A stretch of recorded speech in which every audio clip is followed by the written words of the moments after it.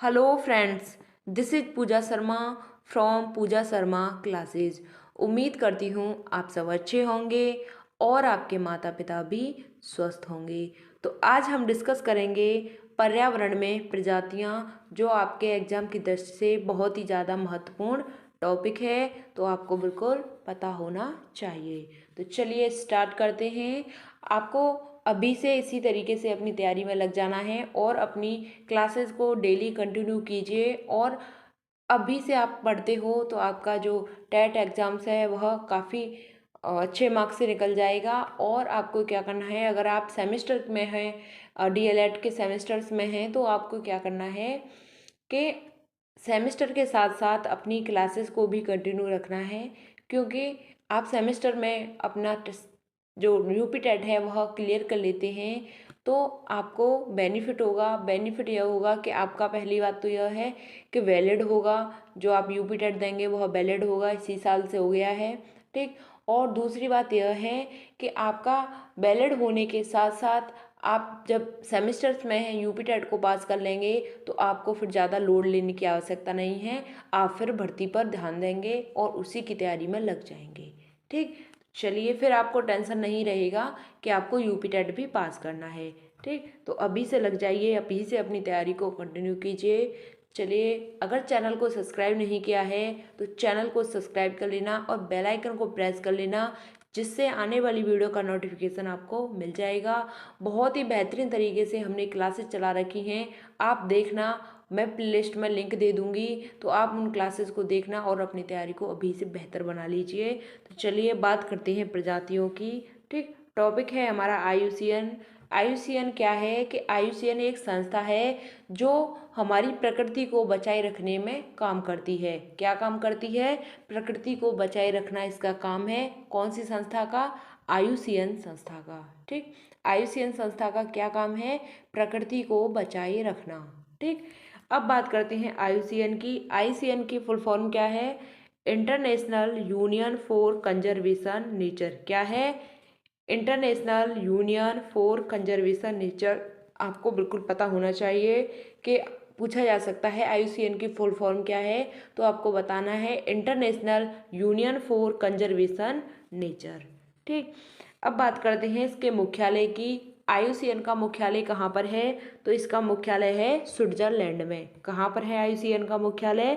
Switzerland में है। इसकी स्थापना की बात करते हैं तो इसकी स्थापना कहाँ पे हुई थी? फ्रांस में। और कब हुई थी? तो 1948 ईस्वी में इसकी स्थापना हुई थी। आईयूसीएन की स्थापना फ्रांस में हुई थी और 1948 ईस्वी में इसकी स्थापना हो गई थी, ठीक। दोबारा से समझिए फास्ट कि आईयूसीएन एक संस्था है जिसका कार्य प्रकृति को बचाए रखना है, ठीक। आईयूसीएन एक संस्था है जिसका काम क्या है? प्रकृति को बचाए रखना। IUCN international union for conservation nature इसकी फुल फॉर्म है। International union for conservation nature, ठीक। आईयूसीएन के मुख्यालय की बात करते हैं तो इसका मुख्यालय कहाँ पर है? स्विट्जरलैंड में। इसका मुख्यालय कहाँ पर है? स्विट्जरलैंड में। स्थापना की बात करते हैं तो फ्रांस में इसकी स्थापना हो गई थी सन 1948 में, ठीक। कब हुई थी? 1948 में फ्रांस में इसकी स्थापना हुई थी, ठीक। नेक्स्ट बात करते हैं अब रेड डाटा बुक की। रेड डाटा बुक, यहाँ से क्वेश्चन बनता है, ठीक। सन 1964 ईस्वी में आईयूसीएन ने एक बुक बनाई थी। कब बनाई थी? 1964 में एक बुक बनाई थी आईयूसीएन ने, ठीक। उसमें क्या लिखा था? उसमें लिखा था कि जो प्रजाति खतरे में है या गायब हो गई है या गायब होने का खतरा है, उसके बारे में आईयूसीएन ने एक बुक बनाई थी, ठीक। आईयूसीएन ने एक बुक बनाई थी। क्या लिखा था उसमें? कि जो प्रजाति खतरे में है या गायब हो गई है या गायब होने का खतरा है, ठीक। तो उसके विषय में 1964 में एक बुक में लिखा गया था आईयूसीएन के द्वारा, ठीक। जैसे बात करते हैं कौन सी प्रजाति खतरे में है या गायब होने का खतरा है या गायब हो चुकी है, ठीक, यानी कि बहुत ही कम मात्रा में देखने को मिलती है। जैसे बात करते हैं डायनासोर की। डायनासोर हैं वह देखने को मिलते ही नहीं हैं, नाम मात्र के लिए होंगे कहीं कहीं, ठीक। और गौरैया की बात करते हैं। जो गौरैया चिड़िया होती है वह भी आपने देखा है कि बहुत ही कम हो गई है, लेकिन जब आप सब छोटे थे, जब हम सब छोटे थे, तब वह बहुत ही ज़्यादा देखने को मिलती, हमारे घर पर आती थी तो बहुत ही ज़्यादा देखने को मिलती थी, लेकिन अब धीरे धीरे करके वह खत्म होती जा रही हैं। ठीक, चलिए, ये किताब है वह 9 वर्गों में बांटी गई थी। कौन सी किताब? IUCN के द्वारा जो किताब बनाई गई थी, ठीक है, और वह 9 वर्गों में बांटी गई थी। कौन सी? ये रेड डाटा बुक। ठीक, चलिए अब बात करते हैं आगे। IUCN का पुराना नाम क्या था? IUCN का पुराना नाम था IUPN। क्या था? IUCN का पुराना नाम था IUPN। ठीक, क्या था? IUPN। ठीक, पुराना नाम था IUPN। IUPN की बात करते हैं तो inter union for the protection of nation. ठीक, क्या इसकी फुल फॉर्म है? Inter union for the protection of nation. दोबारा समझिए, IUPN की फुल फॉर्म क्या है? Inter union for the protection of nation. ठीक, inter union for the protection of nation. ठीक, इसकी फुल फॉर्म हो गई।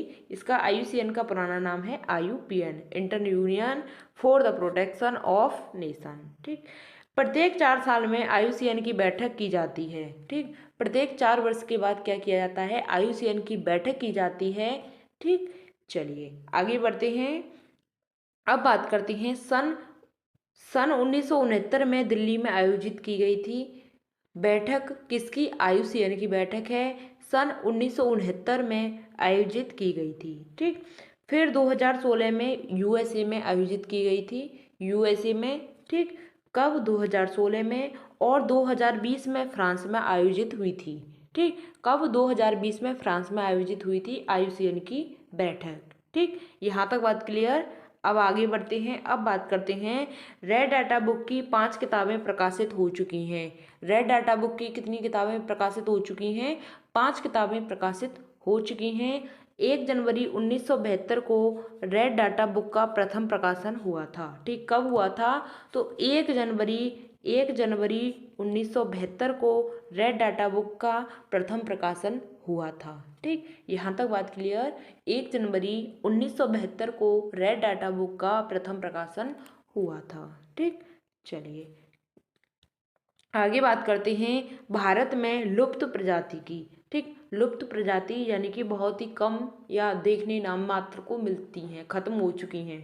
ठीक, लुप्त प्रजाति। ठीक, पौधे और जानवर की लुप्त प्रजाति हैं, टोटल संख्या है 132। ठीक, पौधे और जानवर की जो प्रजाति हैं वह खत्म हो गई हैं, लुप्त हो गई हैं, तो उनकी संख्या है 132। ठीक, प्रमुख संकटग्रस्त यानी कि कम मात्रा में बचे हैं। ठीक, यानी कि ज़्यादा ही संकटग्रस्त है और बहुत ही कम मात्रा में बचे हैं। टोटल संख्या कितनी है? 132। यहाँ तक बात क्लियर। चलिए अब बात करते हैं गंगा डॉल्फिन की। ठीक, जैसे गंगा डॉल्फिन है संकटग्रस्त है, और एशियाटिक लॉयन है वह भी देखने को नहीं मिलते हैं। ठीक, देखने को नहीं मिलते हैं, लुप्त हो चुकी हैं यह प्रजाति। जैसे गंगा डॉल्फिन, एशियाटिक लॉयन देखने को नहीं मिलते हैं, लुप्त हो चुके हैं। ठीक, चलिए नेक्स्ट बात करते हैं प्रोजेक्ट टाइगर की। ठीक, मोस्ट इम्पोर्टेंट क्वेश्चन है, पूछा जाता है। ठीक, प्रोजेक्ट टाइगर। प्रोजेक्ट टाइगर 1973 में बाघ परियोजना या प्रोजेक्ट टाइगर प्रारंभ हुआ था। कब हुआ था? 1973 में। प्रोजेक्ट टाइगर, प्रोजेक्ट टाइगर का मतलब क्या था कि बाघों को बचाने के लिए यह जो चलाया गया था कि बाघों को बचाना चाहिए प्रोजेक्ट टाइगर परियोजना के द्वारा। ठीक, कब? 1973 में बाघ परियोजना या प्रोजेक्ट टाइगर को प्रारंभ किया गया था, 1973 में। ठीक, इसका उद्देश्य क्या था कि बाघों को बचाना। ठीक, बाघ भी आपको देखने को नहीं मिलते हैं, शेर भी कम हो गए हैं, तो किसकी वजह से हो गए हैं? यह हमारे जो इन्वायरमेंट में जो खतरा मंडरा रहा है, बस जो पेड़ पौधे काट दिए गए हैं, क्योंकि जंगलों में, वनों में यह रहते थे, अब आज देखने को नहीं मिलते हैं। और हमारा जो इन्वायरमेंट में पॉल्यूशन है उसकी वजह से यह बहुत ही कम हो चुके हैं। पॉल्यूशन की वजह से जो उड़ते हैं चिड़िया वगैरह, तो यह बहुत ही कम हो चुकी हैं, यानी लुप्त हो गई हैं, देखने मात्र को मिलती हैं। ठीक, तो इसका उद्देश्य क्या था प्रोजेक्ट टाइगर का कि बाघों को बचाना। बाघ दिवस जो अंतर्राष्ट्रीय बाघ दिवस है कब मनाया जाता है, तो 29 जुलाई को अंतर्राष्ट्रीय बाघ दिवस मनाया जाता है। ठीक, यहाँ तक बात क्लियर। 29 जुलाई को अंतर्राष्ट्रीय बाघ दिवस मनाया जाता है। ठीक, अब बात करते हैं नेक्स्ट गिद्ध संरक्षण प्रोजेक्ट की। गिद्ध संरक्षण प्रोजेक्ट 2006 से प्रारंभ किया गया था गिद्ध संरक्षण प्रोजेक्ट को। ठीक, पर्यावरण की सफाई करता है गिद्ध। गिद्ध क्या है, पर्यावरण का सफाई करता कहा जाता है गिद्ध को। तो इसलिए यह कम हो गया है, इसलिए 2006 से इसका प्रारंभ किया गया था कि इसको बचाना चाहिए। तो इसकी मृत्यु किस वजह से हुई थी, गिद्ध बहुत ज़्यादा थे लेकिन मृत्यु इस वजह से हो गई थी, यहाँ से डाइक्लोफेनेक दवा की वजह से इसकी संख्या कम हो गई थी। यहाँ तक बात क्लियर। नेक्स्ट बढ़ते हैं, अब बात करते हैं गिर प्रोजेक्ट की। गिर प्रोजेक्ट की बात करते हैं तो गिर प्रोजेक्ट 1973 में स्थापित किया गया था। ठीक, तब से शुरू किया गया था कौन सा प्रोजेक्ट, गिर प्रोजेक्ट। गिर कहाँ पर है, गिर है हमारा गुजरात में। कहाँ पर है गिर, गुजरात में। किसके कारण प्रसिद्ध है, तो एशियाई शेरों के लिए गिर प्रोजेक्ट है वह प्रसिद्ध है। यहाँ से क्वेश्चन कई बार पूछा गया है तो आपको बहुत ही ज़्यादा बिल्कुल अच्छे से क्लियर होना चाहिए। गिर कहाँ पर है, गुजरात में। और गिर प्रोजेक्ट कब से चलाया गया था, तो 1973 से। किसके कारण प्रसिद्ध है, एशियाई शेरों के लिए। ठीक, एशियाई शेरों के लिए कौन सा अभ्यारण्य है, कूनो अभ्यारण्य, जो कहाँ पर है, एमपी में है। ठीक, कौन सा अभ्यारण्य है, एशियाई शेरों के लिए कूनो अभ्यारण्य, जो कहाँ पर है, एमपी में है, मध्य प्रदेश में है। ठीक, दोबारा समझिए, गिर प्रोजेक्ट 1973 में स्थापित किया गया था। गिर कहाँ पर है, गुजरात में। ठीक, किसके कारण प्रसिद्ध है, एशियाई शेरों के लिए। एशियाई शेरों के लिए कौन सा अभ्यारण्य है, कूनो अभ्यारण्य है, जो कहाँ पर है, एमपी में। ठीक, मध्य प्रदेश में। ठीक, नेक्स्ट बात करते हैं हुगल प्रजाति की। हुंगल प्रजाति की बात करते हैं तो हुंगल प्रजाति यह हिरण की प्रजाति है। ठीक, हुंगल प्रजाति कैसी है, हिरण की प्रजाति है। यह प्रजाति कश्मीर के दच्चीग्राम राष्ट्रीय उद्यान में पाई जाती है। कौन सी प्रजाति, हुंगल प्रजाति कहाँ पाई जाती है, कश्मीर के दच्चीग्राम में पाई जाती है। यहाँ तक बात क्लियर। हुंगल प्रजाति कहाँ पे पाई जाती है, तो हुंगल प्रजाति हिरण की है और कश्मीर के दच्चीग्राम राष्ट्रीय उद्यान में यह प्रजाति पाई जाती है। यहाँ तक बात क्लियर। अगर आपको ऐसा लग रहा है कि अगर थोड़ी स्पीड ज़्यादा है तो थोड़ा सा कम करके देख लेना, या आप एक दो बार इस वीडियो को देखेंगे तो आपको क्लियर हो जाएंगी। ठीक, चीज़ें क्लियर होने लगेंगी। अब बात करते हैं वन्य जीव बोर्ड की। ठीक, वन्य जीव बोर्ड की इसकी स्थापना कब हुई थी, 1952 में। ठीक, भारतीय वन्य जीव बोर्ड की स्थापना कब हुई थी, 1952 में। इसकी अध्यक्षता कौन करता है, इसकी अध्यक्षता करता है पीएम। कौन करता है, इसकी अध्यक्षता पीएम करता है। किसकी, वन्य जीव बोर्ड की। ठीक, इसकी अध्यक्षता पीएम करता है। स्थापना हुई थी 1952 में। यहाँ तक बात क्लियर। चलिए अब नेक्स्ट बात करते हैं ऑलिव रिडले की। ऑलिव रिडले यह किसकी प्रजाति है, तो यह कछुए की प्रजाति है। कौन सी प्रजाति, ऑलिव रिडले है वह कछुए की प्रजाति है। ठीक, यह प्रजाति दक्षिण अमेरिका में है। कहाँ पर है प्रजाति, दक्षिण अमेरिका में है। कौन सी, कछुए की प्रजाति। नाम है इसका ऑलिव रिडले। क्या नाम है इसका, ऑलिव रिडले। यहाँ तक बात क्लियर। कछुए की प्रजाति है और दक्षिण अमेरिका में पाई जाती है। कौन सी प्रजाति, ऑलिव रिडले। ठीक, अब बात करते हैं गैड़ा परियोजना की। गैड़ा परियोजना की स्थापना 1987 में की गई थी। कब की गई थी, 1987 में। किसकी स्थापना, गैड़ा परियोजना की। ठीक, गैड़ा परियोजना की स्थापना कब की गई थी, 1987 में। काजीरंगा यानी एक सींग वाले गैड़ा के लिए। किसके लिए, एक सींग वाले गैड़ा के लिए। और यह एक सींग वाले गैड़ा कहाँ पर होते हैं, असम में। कहाँ पर होते हैं, असम में। ठीक, एक सींग वाला गैड़ा कहाँ पे पाया जाता है, तो असम में पाया जाता है। और इसकी स्थापना कहाँ पे हुई थी, 1987 में हुई थी। और काजीरंगा एक सींग वाले गैड़ा के लिए फेमस है। ठीक, चलिए नेक्स्ट बात करते हैं कैटबियर की। कैटबियर क्या है कि कैटबियर एक भालू की प्रजाति है। ठीक, क्या है? कैटबियर एक भालू की प्रजाति है। लाल पांडा यानी कि भालू की प्रजाति है। ठीक, कैटबियर को क्या कहते हैं? लाल पांडा कहते हैं। ठीक, भालू को, और भालू को ही हम क्या कहते हैं? कैटबियर। कैटबियर के नाम से कहाँ पे जाना जाता है? तो अरुणाचल प्रदेश में इसे कैटबियर के नाम से पुकारते हैं। ठीक, भालू को किस नाम से पुकारते हैं अरुणाचल प्रदेश में? तो कैटबियर के नाम से पुकारते हैं। यहाँ तक बात क्लियर? भालू को कैटबियर के नाम से पुकारते हैं अरुणाचल प्रदेश में। ठीक, चलिए अब नेक्स्ट बात करते हैं। कुछ पॉइंट दे रखे हैं। पॉइंट ये है कि नंदन कानन वन्य जीव अभ्यारण्य कहाँ पर है? तो यह उड़ीसा में है। कौन सा? नंदन कानन वन्य जीव अभ्यारण्य कहाँ पे है? तो उड़ीसा राज्य में है। यहाँ तक बात क्लियर? चलिए, भितरकनिया वन्य जीव अभ्यारण्य कहाँ पर है?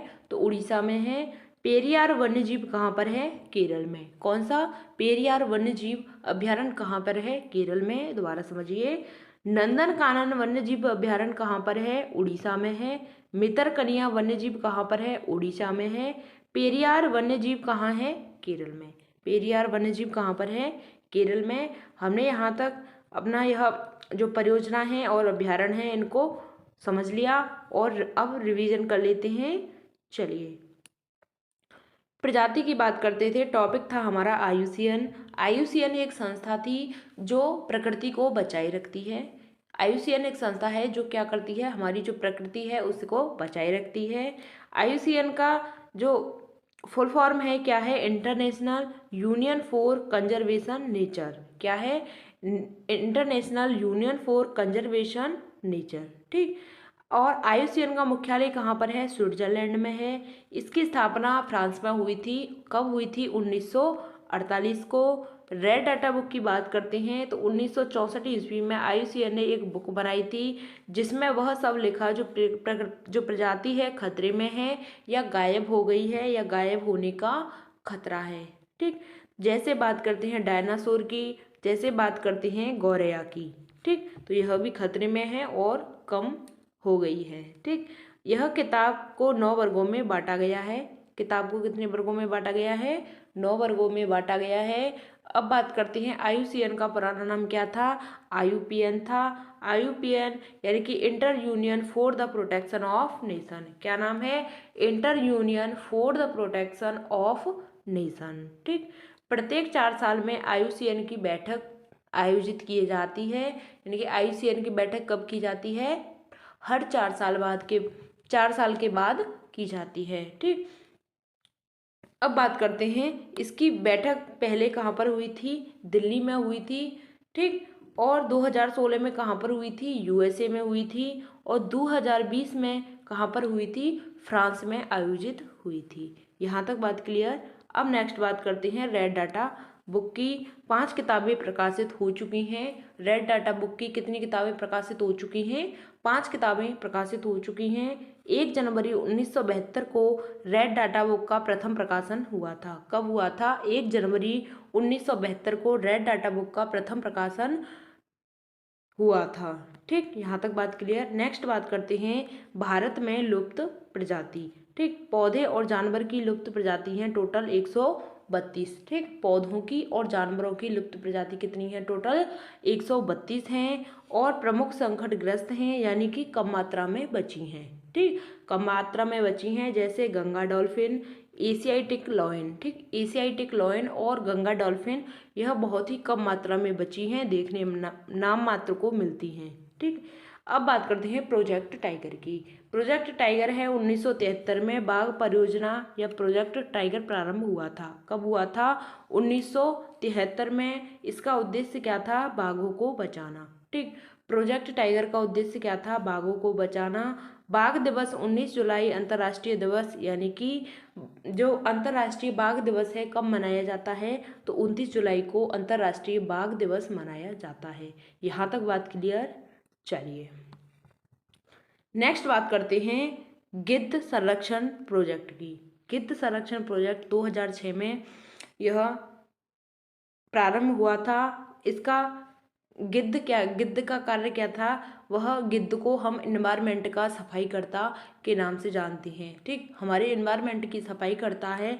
ठीक, इसकी मृत्यु किसके कारण हुई थी, तो डाइक्लोफेनेक दवा की वजह से इसकी मृत्यु हो गई थी। यह देखने मात्र को, क्योंकि खेतों में डाइक्लोफेनेक जो दवा है वह दे दी जाती थी, तो उससे इसकी क्या होने लग गई, मृत्यु हो गई। ठीक, चलिए अब आगे बढ़ते हैं। अब बात करते हैं गिर प्रोजेक्ट की।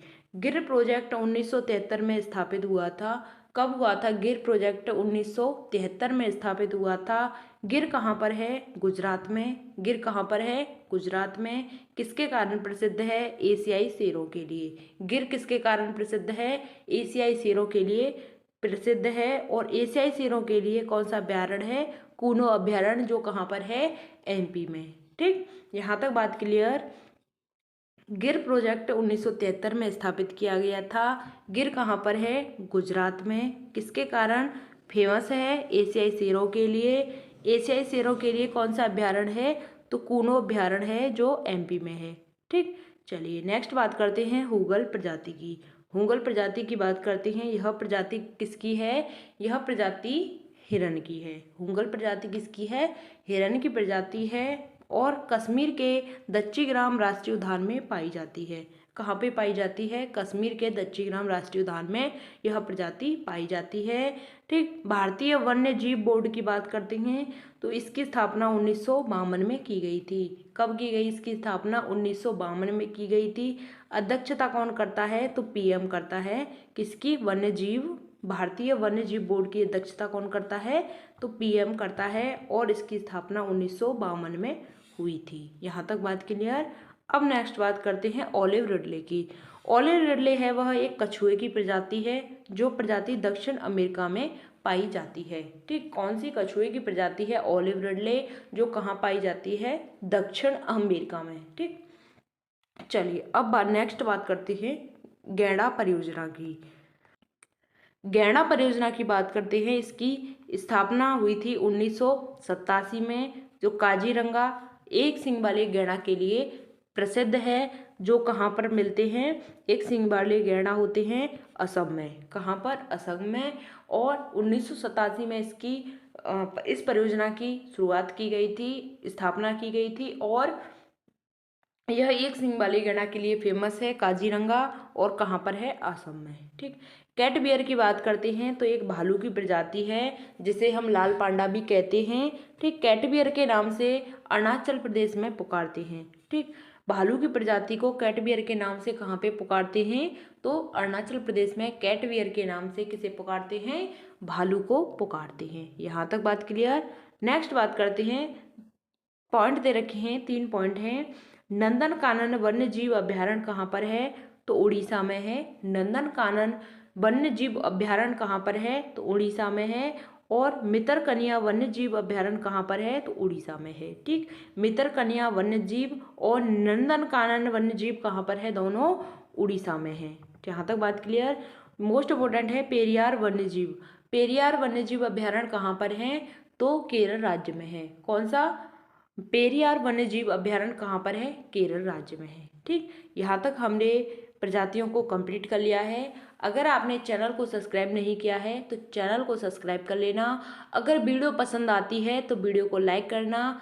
मिलते हैं आपको आगे की नेक्स्ट वीडियो में। इसी तरीके से हमारे साथ बने रहिएगा और अपने सेमेस्टर की तैयारी को भी कीजिए और साथ ही साथ अपने यूपी टेट की तैयारी को भी कीजिए।